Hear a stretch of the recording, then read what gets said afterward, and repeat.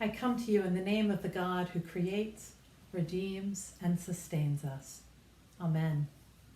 Good morning. We've spent the last few weeks hearing parables from the 13th chapter of the Gospel of Matthew. Parables about ordinary things, seeds and weeds, pearls and yeast. Today's verses include 5 parables, all worthy of a sermon in and of themselves. But as a wise homiletics professor once said, choose one and stick with it. So in a sermon I've entitled Sourdough Starter, John Lewis and the Reign of God, let's get started. When we hear the parables, it's so easy to listen to them through our 21st century ears, in our own particular context and place. We may hear them most often in church, in which the reader standing behind a podium and dressed in liturgical garb might read the passage in that solemn, "I'm reading to you from the Bible" tone. We at All Saints are generally not guilty of the solemn tones. Yet, we all hear the words through our particular 21st century ears. And when we hear with those ears, it's so easy to miss the humor, the mischief, the subversiveness, and the real meaning of Jesus' words. In this 13th chapter, Jesus is sitting in a boat while a crowd stands on the beaches. And in this setting, Jesus begins to tell them many things in parables. Biblical scholar C.H. Dodd offers a wonderful description of New Testament parables. The parable is a metaphor or simile drawn from nature or common life, arresting the hearer by its vividness or strangeness, and leaving the mind in sufficient doubt about its precise application to tease it into active thought. Parables are meant to engage us, to startle us, to disorient us, to leave us wondering, to leave us curious.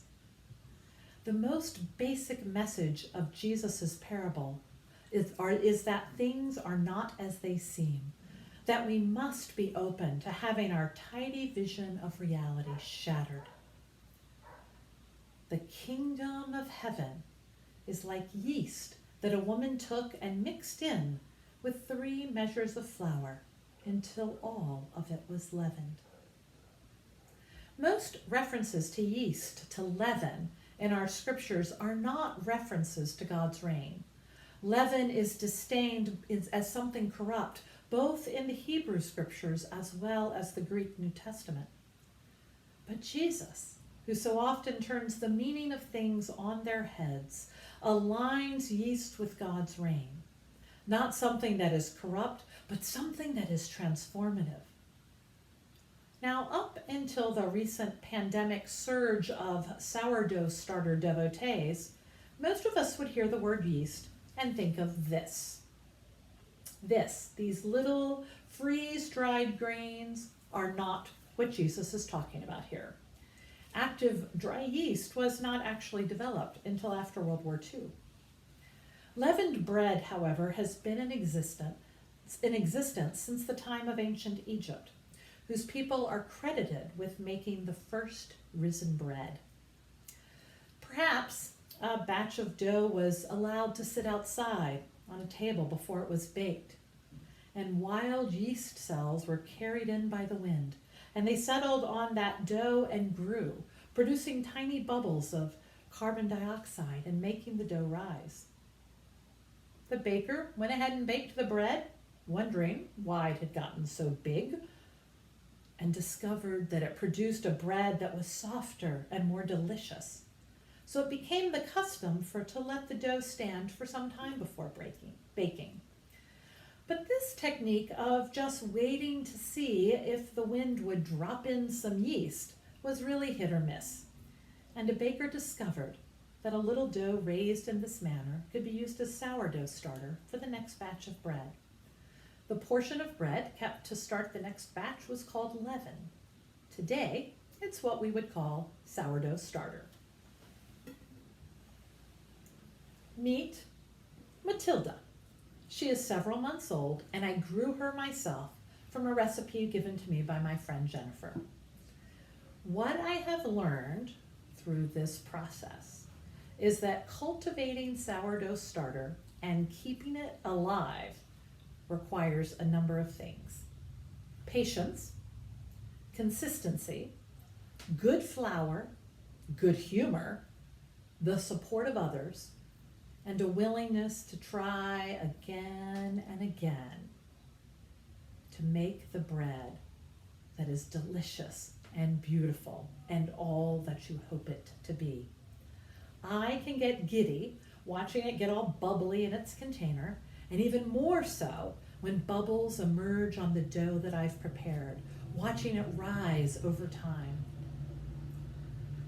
Over months, it gets tangier, and often a portion is shared with family or friends, passed down over the years with great pride and many stories. There's been stories all over Facebook of All Saints families sharing sourdough bread, starter, and recipes with one another. God's reign is like a bubbly, tangy, active sourdough starter that a woman took and mixed in with 3 measures of flour until all of it was leavened.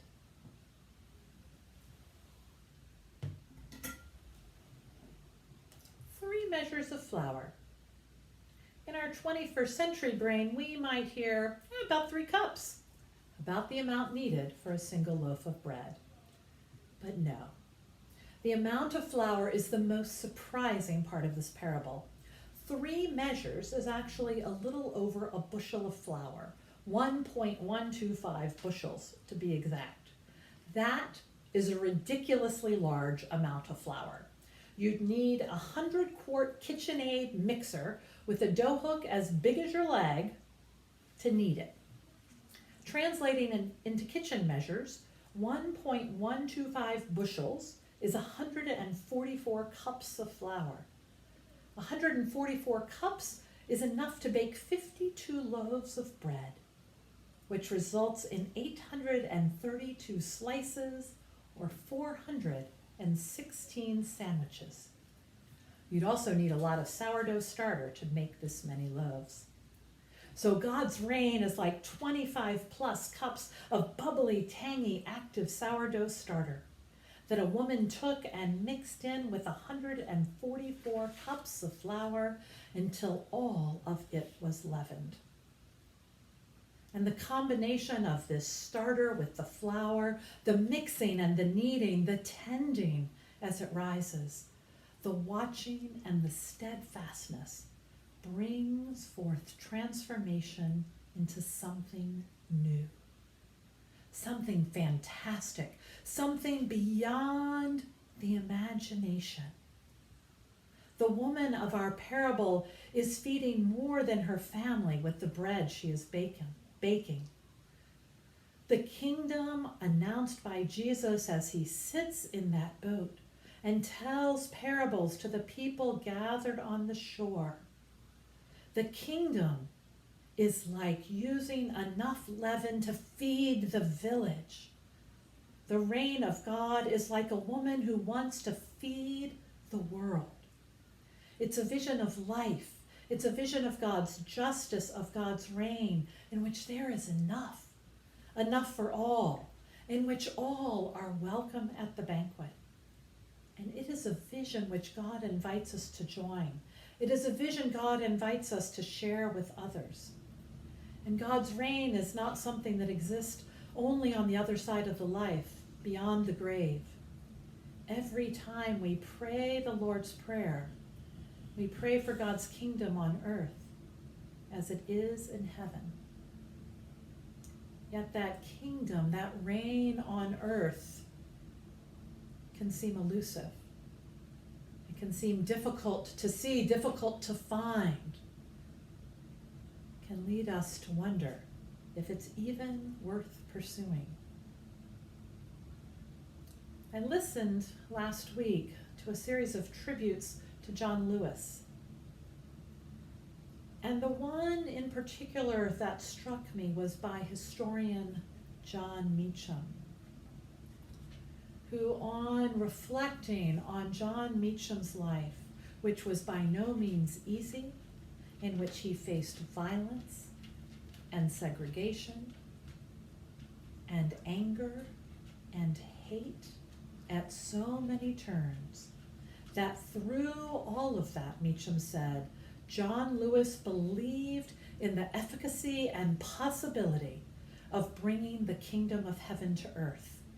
And it's a remarkably radical and optimistic vision of life, Meacham said, and it's not one that is widely shared. John Lewis believed if we got our hearts and minds in the right place, if we actually acted on what so many Christians in particular say they believe, but so rarely actually put into action, that we could in fact create that world where justice comes down like water and righteousness like a mighty stream. For him, it wasn't rhetoric, it wasn't a sermon, it was a reality. Meacham continues, he believed fundamentally in what he and Dr. King called the beloved community, which is really the kingdom of heaven. It's the reign of God's justice. He was on that bridge, he was on those buses, he was in that house chamber because of the gospel, and he never wavered from that faith. John Lewis was leaven.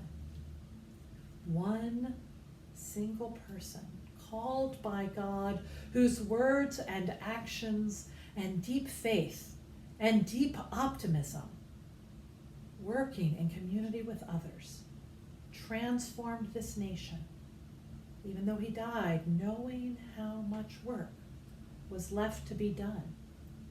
He, though, was part of leavening for justice, being leaven for this nation, and helping us to overcome a portion of our racist, divided past.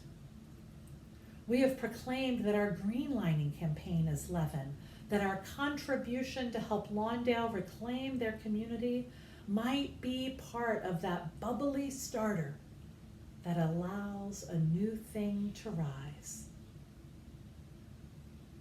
The kingdom of God is like leaven. Jesus calls us to be part of, to witness to be that leaven for each other and for the world. And like growing that starter, it takes time and patience. It takes good humor. It takes a willingness to continue and risk and work and risk again. And as we serve as leaven for each other and for our city and for our state and for our nation and world, we can remain confident that we are helping to build God's beloved community, God's reign on earth,